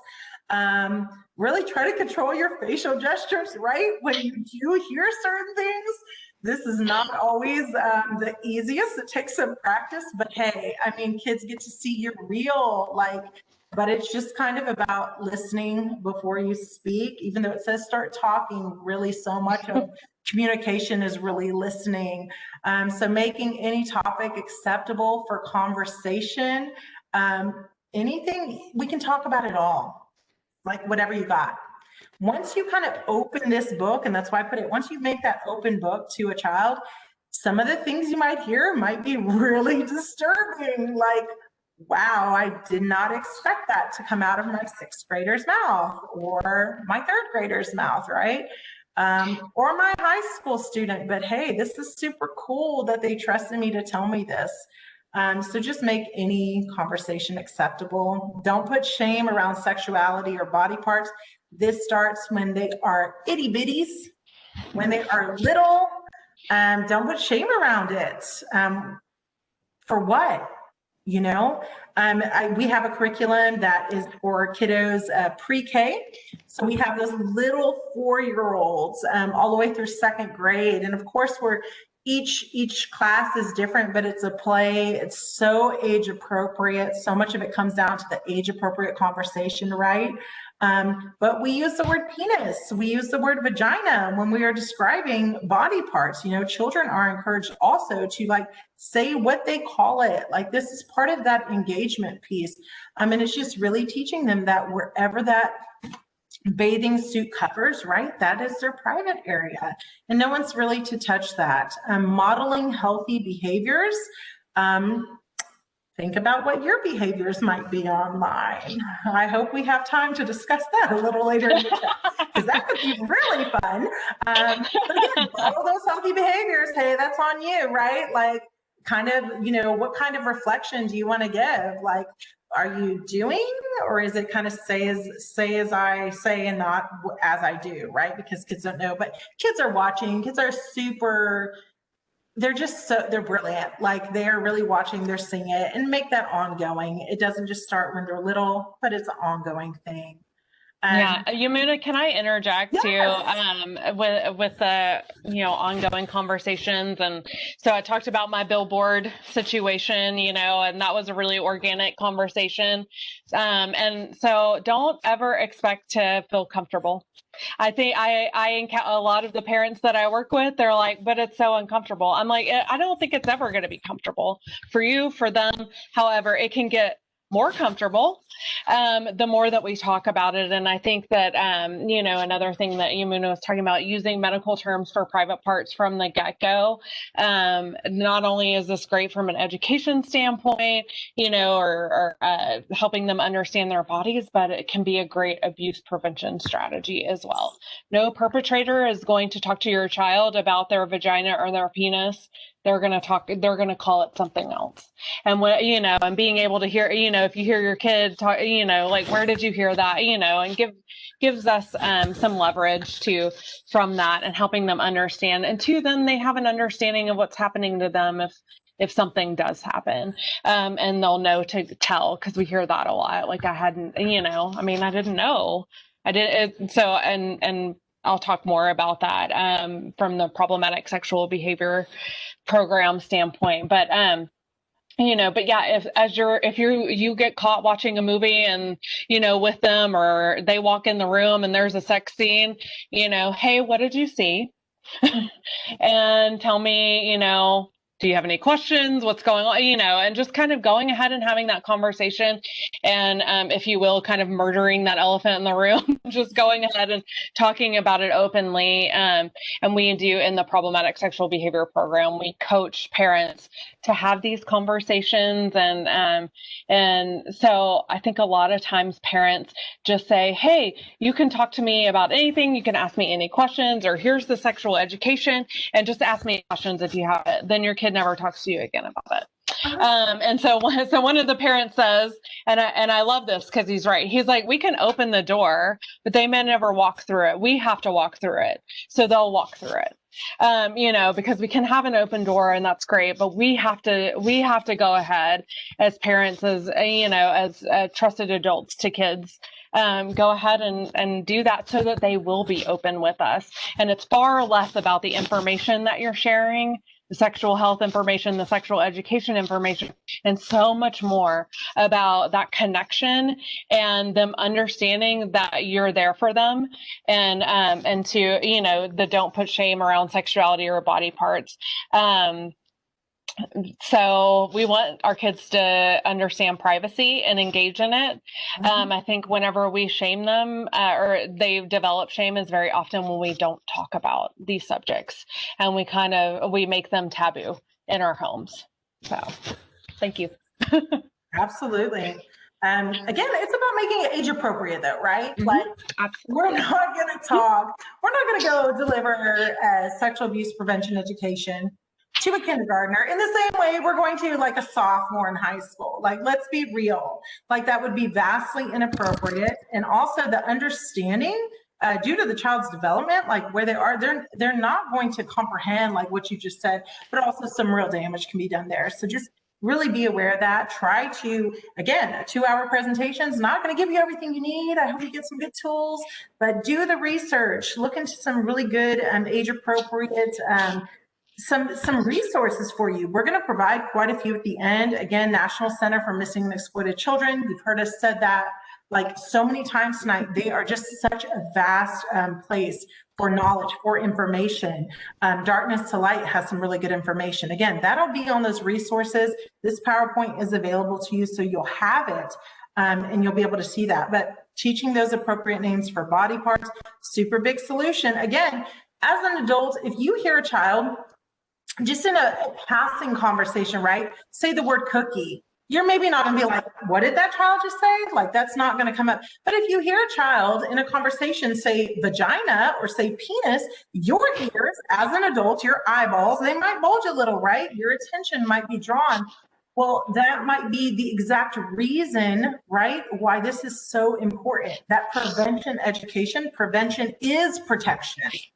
Because if that child was talking to another little one about someone touching their private area or their private area hurting, and they are using a word like vagina versus, right, cookie or all sorts of different names, an adult that is nearby, an adult that is listening will hear that, will pick that up, and that can, bring about, what did you just say? Like, what does that mean? Tell me more. So just really getting to know that, identifying safe people, someone who is safe. It's not just who that person is, like we saw some of the data Hillary presented, but also what makes a safe person. So we'll talk about that. Setting boundaries around talking to friends and looking up information, like what are you actually using the apps for? Are you just like playing? Like, what are you doing? I know Among Us came up in the chat earlier. Yeah, kids are loving it, right? So like just learning like what are they using it for? What apps are they on? And getting to learn them in that way. And then this one, I really am just going to stress, it's not about how many times you say, don't do this, don't do that, or do this, do that. It's really about the quality of that conversation, not the quantity. Although we want it to be ongoing, that doesn't mean badger your children and like shut it, right? But it's really like listen, engage with them, be creative, engage in that conversation, be calm, confident, try to be kind of mellow, even when presented with some things that might make you like, whoa, I wasn't expecting that. Be educational, empower your child, thank your child for coming to you, talking to you about that. It probably wasn't super easy to actually talk about that, especially like when profanity is involved, like if they're repeating something that someone said to them, like, being called a certain word because of their hair color, that like, I heard this word, what does this mean? And maybe they're in 4th grade and they're hearing that and they don't understand it and they just need to know. It's more of that educational piece. And then allowing time for processing and questioning. Don't just, dump everything in the sink all at once. There you go, do the dishes. Like really take that time to think about it. And if kids feel safe, they might come to you. But as you mentioned, Hillary, like you have to open that door too. You have to kind of let that wind blow through. When we are talking about boundaries, it's just super important to really identify that. What makes a safe person? This comes from consent parenting. I just love it. So I really wanted to share it. A safe person is a person that respects a child's body boundaries and they never break any body safety rules. So they're not going to ask that child to allow them, right, to break this boundary that they know that the child has. Never asking a child to keep a secret, good or bad. We're always telling kiddos, teaching them the differences between secrets and surprises, you know, what that means, because there is a distinction. But basically that secret, if people find out, like, they might not be comfortable with that conversation, and really helping children understand that a safe person, they wouldn't ask you to do that. A safe person always believes a child if they report abuse of any kind, no matter who the accused is. So this means not turning that finger on the child. Why would you say that about your dad? Why would you say that about your grandma? Your teacher wouldn't do that. Like, just stop all of that, right? Really believe that child, no matter if that person that is accused is a loved one, even to you. Easier said than done. We find parents in this predicament all the time, but it is very real. And if you want to be that safe person to a child, you really need to keep these components in mind. Finally, they'll help the child stay safe by removing access to the person who's harmed the child. What this means, right, is being protective. What this means in the state of Texas is if you're an adult of the age of 18, right, you are reporting suspected abuse and neglect. It's not even that the child has to tell you, but you have some knowledge and you have a suspicion, you must report it. Even if the outcome of the investigation is not matching like what the child is saying and they are still feeling unsafe, really keep that in mind. And that access, if you are still providing access to a child, to that person that they have reported that has touched them inappropriately, sexually abused them in any way, made them uncomfortable, why are you still allowing a person around your child in this way? So really something to think about. In the chat, if you'll utilize the chat right now, and I want y'all to just tell me, how can you be a safe adult to a child? Tell me some more things. We put kind of 4 things there, but what are some more things? How can you be safe? Listen. Yep. Listen and get to know who's in their life. Yeah. Respect. Huge. Be available. Communicate. Be open. Observe. Trust them. I like that. Always be honest. Respect what they talk about, both the little and those really big things. So it's just being present really with a child. Their body language, trust what they're saying, communication in all caps, period. Like, that's huge. Open communication, trust, honesty, listening skills, listen without judgment. That's huge. That's huge for adults too. All of this really can be applied to adults as well. No judgment. Yeah. Let them know they are entitled to their feelings, right? It's okay if they feel differently than you. That can be kind of hard for some parents, right? Kind of reframing it. It's not go give grandpa a hug. It's, would you like to? Like, they have a choice, right? Imagine that. It's kind of different, like it's changed. Yeah, tell your grandkiddos that they can come and talk to you, that you're always there for them. Very good. We love grandparents. That's awesome. Awesome, awesome. Champion them. Yeah. Good. Thank y'all for that. Stand up for them. Yeah. Be their voice, right? Don't blow them off. Take them seriously, for sure. For sure. Imagine if we like really did listen to kids more and like took them seriously when they communicate about their feelings. Like, I really feel like in all these presentations with kids, I learned so much from them that I'm like, oh my gosh, thank you. That really helps me.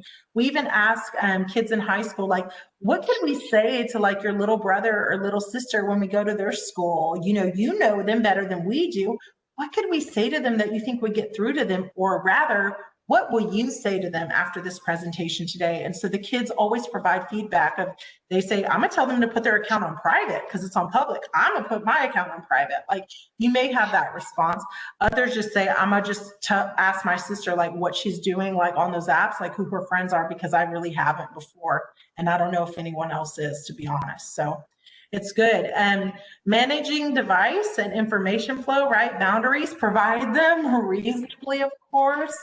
I had a professor and a mentor who talked to me about boundaries. I'll never forget the example. It was from a different theory, right? Of course, systems or something. And it just stuck with me. So I wanted to share it. Maybe it'll stick with you. I'm just kind of a person like that. I need that story. But he shared, like, okay, imagine, you have a horse. It's the winter. You have a stall, and I think it's a stable, it's called, right? Or a stable and a stall. You put the horse in there. You give them everything they might need for the winter, for maybe a month or two, right? You give them water, you give them apples, you give them sugar, you give them blankets. There's tons of hay everywhere. You give that to them, you shut the door, you walk away. 2 weeks, you come back later. 2 months, whatever, you come back later. Hey, everything's still going to be there. The water's going to be there. The hay's going to be there. The horse is going to be there, right? Hopefully. Maybe the horse is going to look a little different, right? The things are going to be in kind of different elements. They're going to look different. There's going to be a little bit of cleanup to do, depending on how long you leave that horse in there, right? There's going to be some cleanup. That horse might not be in its optimal state, okay? Children are not horses. I'm not making that comparison at all. I'm just saying that if you give a child a device because they turn a certain age, hey, it's your whatever birthday, want you to have this, all your friends have this, you give them that device and you walk away. There's no restrictions on it. There's no boundaries. You walk away for 2 weeks. 2 weeks, you come back. There might be some things to unpack there. Maybe 2 months, you come back. Let's talk about it. Child's still going to be there, right? Phone's still there. Apps are there, whatever. Things might look a little different. Imagine it's 2 years later, you come back. So then maybe they got it in middle school, now they're in high school. A lot of things have taken place, right? Child is still there. Phone's still there. But do you have that same child? We talked about exposure to different things. We talked about those situations children find themselves in due to online grooming, due to pressure, due to sextortion, due to so many outside things, cyberbullying.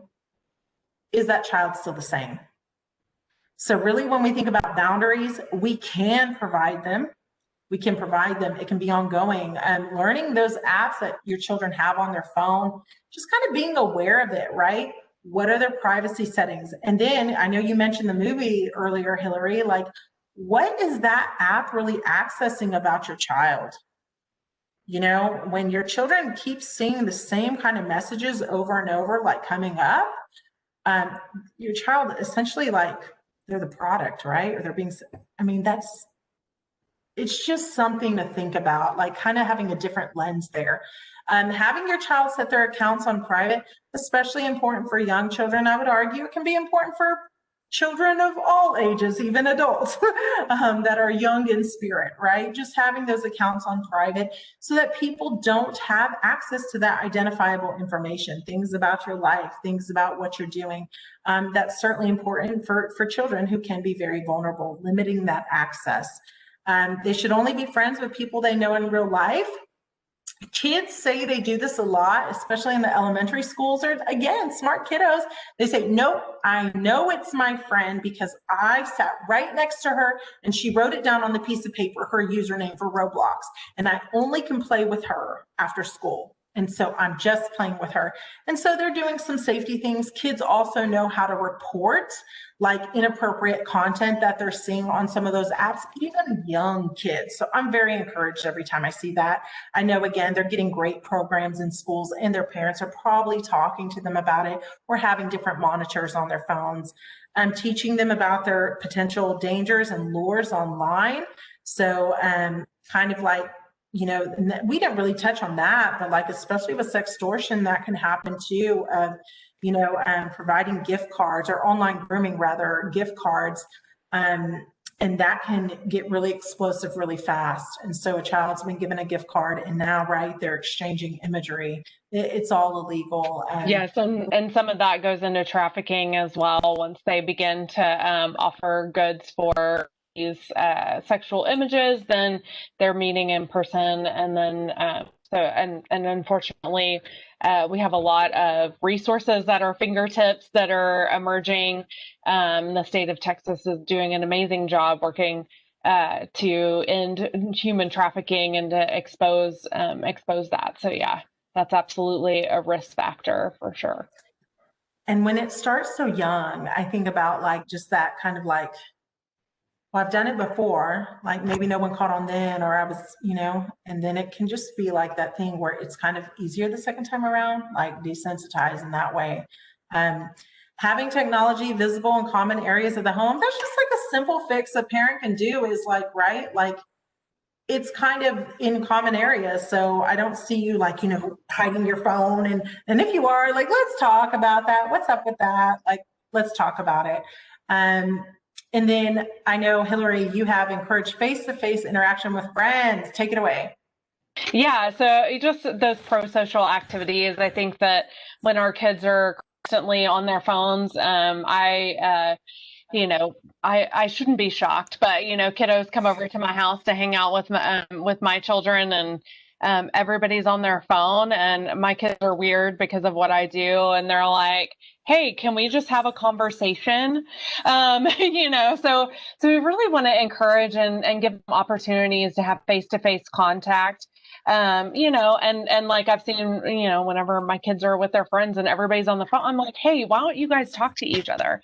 So really encouraging that extracurricular activities and those kinds of things, and really reducing down that time that they have to be on these devices or to be on social media. That is something that we can control, and really empower us as caregivers and trusted adults to be able to help them with that.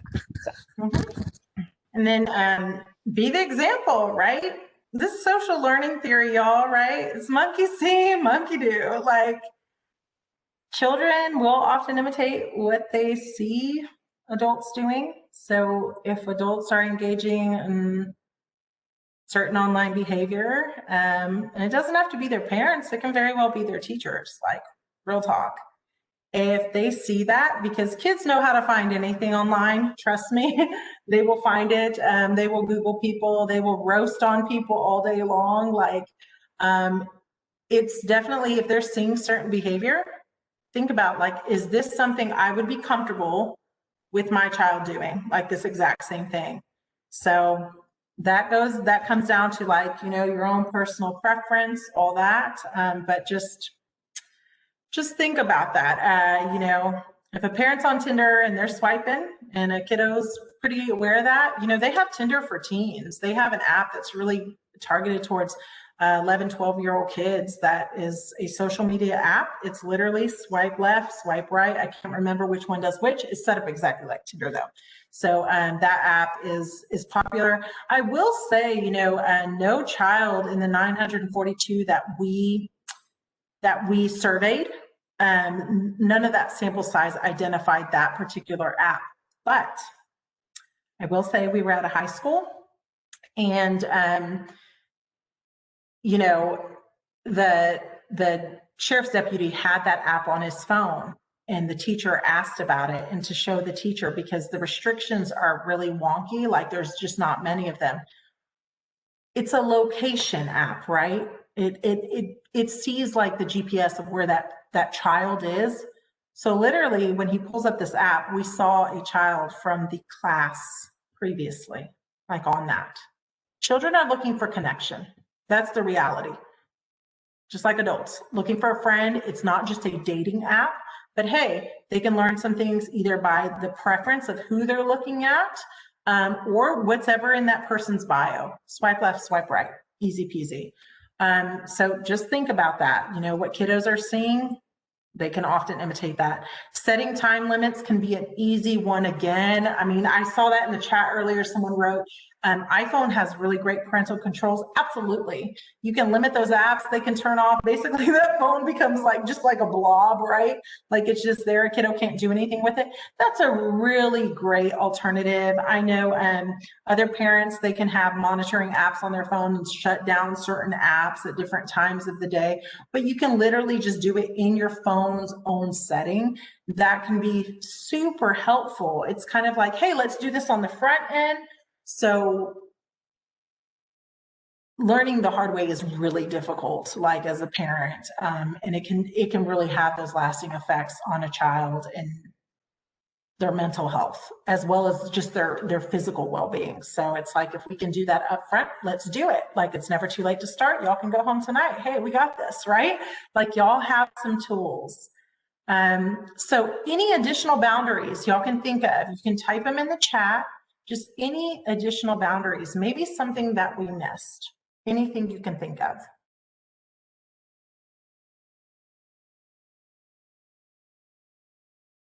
So that's interesting. Okay. Well, that's your homework. Okay, here we go. Safety in numbers. Tell me more about that. Safety in numbers. So maybe like if several parents or a community is kind of doing this, right? Less isolation. I saw no phones at the dinner table. That's really good. Someone says just no sleepovers, period. Anything else? We talked about closed doors earlier, right? Too. I mean, that's kind of a thing, like if friends are over, like the door can be open. It doesn't mean you're standing right outside and looking in and interrupting them constantly, but yeah, time limits. Yeah, take up the phone before bedtime. Phones in the parents' room. Mm-hmm. Yep, I love that one. So good. Yeah. Know their friends, not just their names. Yeah, kind of know them. Doesn't this put like a huge responsibility on parents, right? Like, I'm a parent. It's like, oh my gosh, this is so much. Like, you want me to do this and know how to do algebra, like past 7th grade? Like, I can't do that. I know I can. So literally, I'm using I statements here. Like, this is so much. Yes, it is so much. It's so much. This is also a device that is not intended for children. So it's kind of like, if they have this device, we think about how it's hard for us maybe to navigate it. Yeah, imagine what it's doing to them. Yeah, somebody said spot check too. I think that's important, and being open about it too. Hey, at any time I'm able to grab your phone and look through it, and I may come to you and we'll talk about it. Yeah, absolutely. And I know they think we're sneaking around behind their backs, but if you tell them I'm gonna do this, then they know. Very good. And by the way, that phone is in the parent's name, right? Oftentimes the bill is, because you can't get a phone, like a child can't have that cell phone in their name. So imagine sexual abuse imagery on your child's phone. Imagine they are actually distributing sexual abuse imagery, not self-produced, but sharing those nudes, right, around the school. Guess what? It's on your phone. The phone bill's in your name. Like, that's really something to think about when stressing the importance with children. Yeah, who's paying for the phone? Yeah. The parent often is, the caregiver of that child. Set guidelines, go through the device, and do follow through. And so we will, again, at the end, these resources, I encourage you to spend time on these resources that we provide. Darkness to Light has a really awesome COVID-19 training, like Parenting in the Pandemic. They provide, it's almost like a social media contract, but they take you through these like modules. It's a short training, it's not long, but literally gives you like that script to give with the child. There's PDFs you can print up, you can sign yourself, and you can have your child sign. It's like a social media contract that can be helpful. Do not post anything on social media that you can't show to your parents. Hey, yeah, I mean, these are just all great. Thank you so much. Those are super, super good things. I think that we're getting close to the end, y'all. I want to be sure we have some time for some questions. This is also provided by National Center for Missing and Exploited Children. You'll probably learn you will probably learn the phrase NCMEC before the end of the night, right? Like, we say it over and over. That's just the acronym though, NCMEC. Again, they're fantastic. So how can you communicate with your kiddos? How can you ask those open-ended questions? Of course, we all have a different way we speak to our children. Maybe we're not super comfortable with open-ended questions. That's okay to acknowledge as well. But just some good open-ended questions for children of every age. Have you ever seen something online that you didn't want to see? You ever seen something there, or something on someone else's phone that you didn't want to see? You can think about how that would get the child's, they might have some things that's like, oh my gosh, now I can talk about it. Can you show me which sites and apps you're using? I know some parents are thinking, what do you mean, can you show me? Like, you better show me, or you already have access to that. That's fine too, but this is a way to do it open-ended. Would you feel comfortable if I checked your accounts? What kinds of things do you post? Basically, why are they online? Like, are they playing with friends? Like, are they talking to friends? Maybe that's a great connection thing. That's really helping them. How do you decide who to add as a friend? Maybe you can even say, how do you decide who you decline as a friend? How much personal information do you share online? Do you ever talk to people you don't know online? What do y'all talk about? What kinds of things do you post? Basically, just keeping that conversation. It basically shows them you care, is how I feel. It's like, hey, I care. It's not about, right, snooping, overseeing in this massive way to where it's like you have no autonomy, but it's really about, hey, I care. Like, I care. And so I'm asking those questions can really create a great conversation. My face is hilarious in this picture, y'all. I love it. I love it. I had to find a picture that was didn't show any kiddos' faces, but I will show you. This is from our PS It's My Body Happy Bear. It's curriculum. It's actually a play. It's super age appropriate for kiddos pre-K, again, all the way through second grade. We had some awesome schools in LISD that utilized this program last year, had us come in pre-pandemic. And this photo was taken in the library. This really does teach children. The hula hoop is used to teach boundaries, like a personal safety zone. We teach the children how to recognize the difference between a welcome and an unwelcome touch. Repetition is used constantly throughout the presentation. There is nothing more empowering than hearing children literally display 17 minutes, right? Give or take. Like after you give some prompts to them and you bring up a scenario, because it walks them through the Bears Day at Bear School. And it walks them all through this. And by the end, they're encountered with an inappropriate touch. And it's like, what can you say? You hear a gym or a library full of kids, first graders scream, no! Like there is nothing more satisfying to me and probably to a teacher's ear because it's so loud, but it's so empowering. And the kiddos, they retain this information. I went back to when a child had regressed to another age range where they're no longer using this curriculum. We're not doing this. It's more like conversational style. And when I talk about the difference between welcome and unwelcome touches, you'll see some of the students in the audience, when I say welcome touches, they raise their hand like a W, which is a prompt that's provided in the place. So they're retaining like, oh, I remember that welcome touch. I remember that unwelcome touch. It's just super awesome and encouraging. And that's one of our education programs that we've adapted, right? It's pre-recorded now. We provide teacher instruction. So it's there. It's a resource. We're here. We are happy to distribute it. We also have Recognizing and Reporting Child Abuse that was developed by the Dallas Children's Advocacy Center. Again, that can be offered online via Zoom, via WebEx. We'll do it wherever to as many people as possible. Parent groups often will also request that because they want to know, like, how do I know what abuse is? Like, what is that definition? And then kids safety, that's just our curriculum. Kiddos 3rd through 5th grade. It's kind of a mix. It's that in between, kind of that age where they're too old to have a bear stand in front of them, right? To kind of illustrate these concepts, but they're too young really for that more advanced presentation where we are showing pictures of, right, the sex offender sting operations. So it's just, we're teaching the differences between secrets and surprises, and again, welcome and unwelcome touches, but in a different way. Kids can ask open-ended questions. Internet safety, we have 6th through 12th grade. The presentations always look very different. Some of them we're putting in groups and in pods, and they're having personal discussions on actually like articles that are relevant, current in the paper about child sexual abuse, human trafficking. The questions are great. They're ongoing.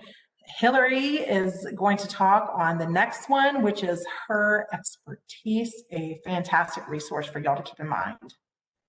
Yeah, so I think we're working on our full 2nd year or 3rd year with the problematic sexual behavior program. We definitely found a gap for those 7 to 12-year-old kiddos who are engaging in sexual behaviors with other kids. And so these are not necessarily normal sexual behaviors.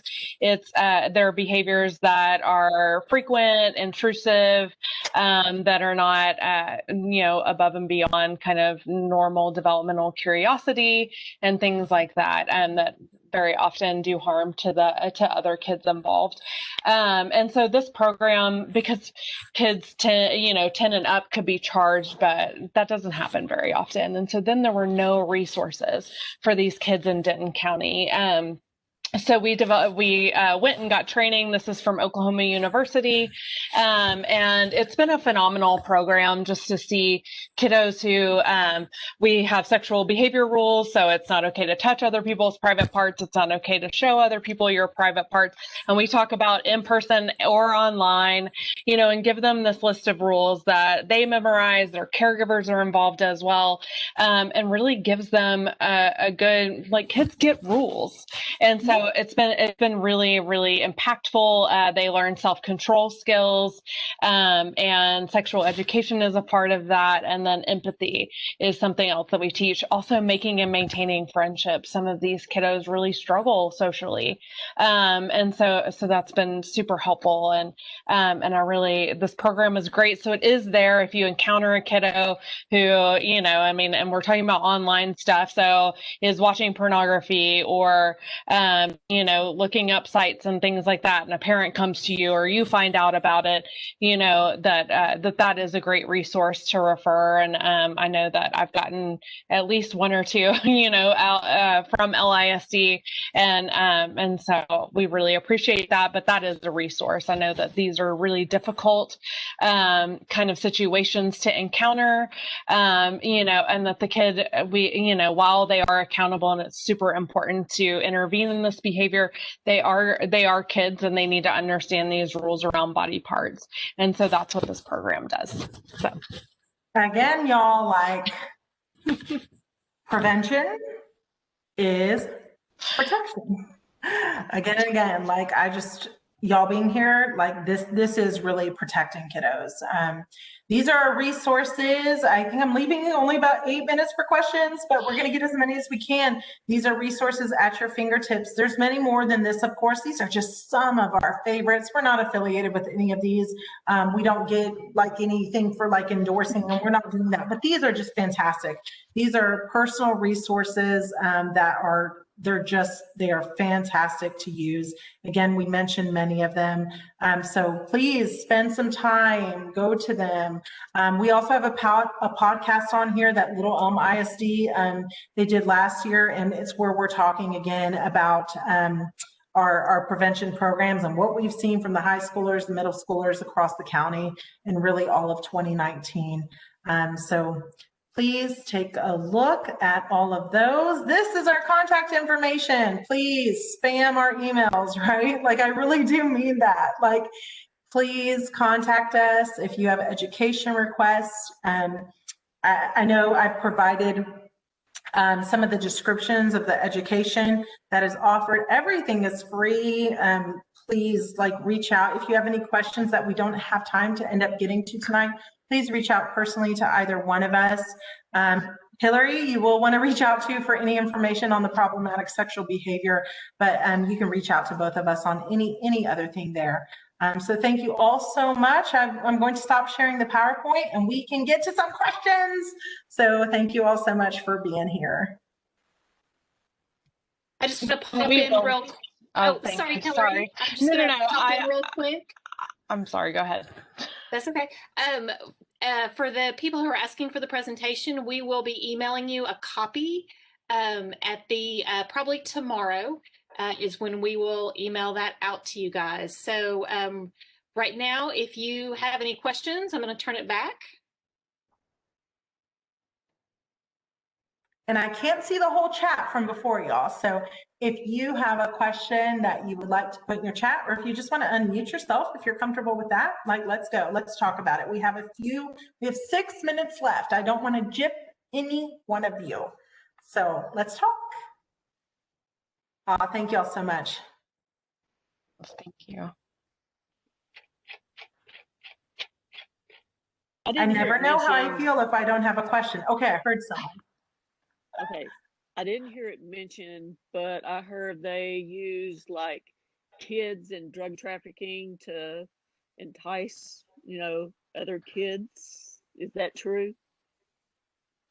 So Hillary, do you want to talk on trafficking? Because I know we didn't Yeah. touch on drug trafficking, but you can touch on that. Yeah, absolutely. I said drug trafficking. Yeah. So with drug trafficking, human trafficking, there is, I think, the greatest example of that on a national level is really Jeffrey Epstein and having people, these women that worked for him, and then the kids that they were recruiting, then recruiting people as well. So that it does go on. Yes, I hope that answers your question.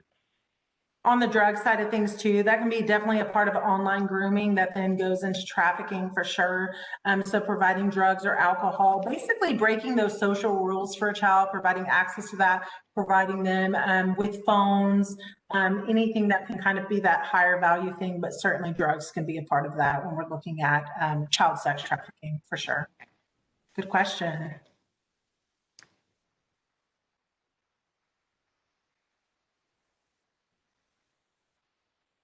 Oh, scary, right? Scary.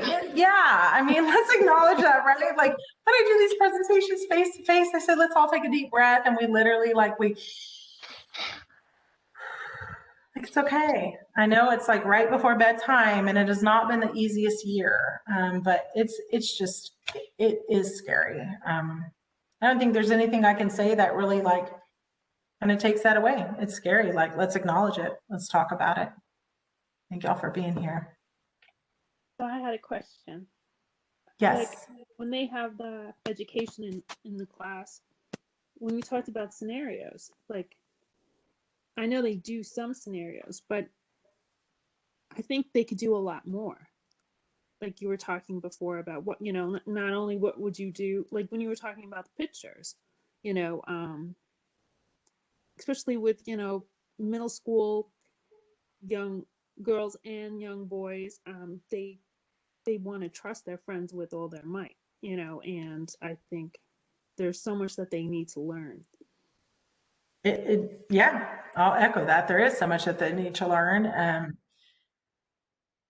And sometimes it's like after the fact, right? Like, so it's already done. Like it's been normalized, everyone's doing it, but like now what can I do from that child's point of view of now what?